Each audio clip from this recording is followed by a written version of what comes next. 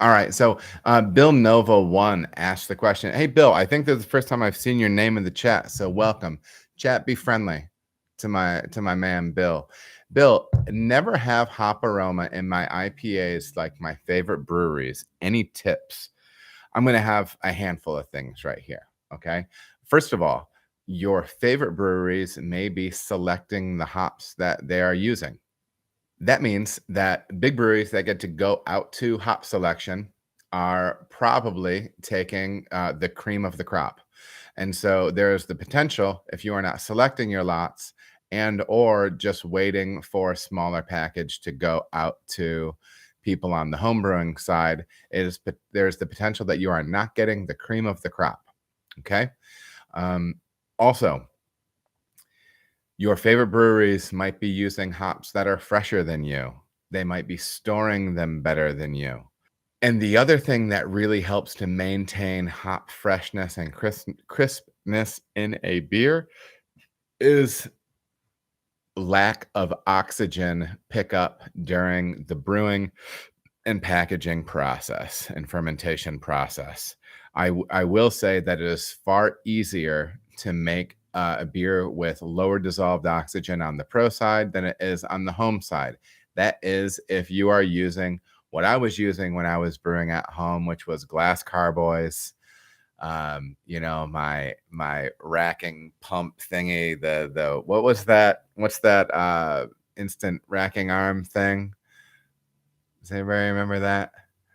Anyways, that Insta Rack or something. You'll know what it is. But yeah, I used those, and you're introducing oxygen to into your beer when you do that stuff. You can take tons of steps, but that's one thing that I would say is probably the biggest factor. And then another one too is obviously freshness is a big thing. I'm in Yakima and hitting up the same farms. I ferment under pressure with no oxygen. Okay, so that's a good follow-up. And yes, it is an auto siphon, Dave. Thank you. That is what I was trying to think of when I was saying the other thing. Volume of hops and potentially contact time. That stuff can play as well. So yeah, he mentions that he's fermenting under pressure, which is great. Transferring under pressure, all that stuff is good.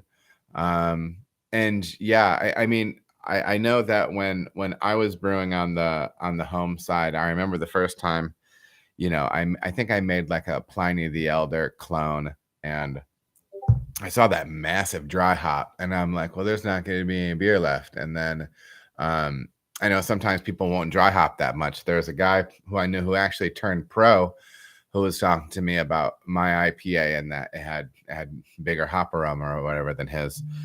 And I told him, well, it's, I told him how much I dry hop, and he's like, well, I don't want to waste. If I throw all those hops in the beer, I won't have as much beer as I want. And I'm like, well, that's cool. Then you just won't have the hop aroma that you're maybe searching for. But Bill, thanks for the question. Those are the main things that I would shoot for. I would try sacrificing a little bit of beer volume by upping those late charges. And there's stuff that you can be doing too. There's other things that more and more pros are leveraging, like advanced hop products, whether they be cryo, various oils, different things like that. So yeah.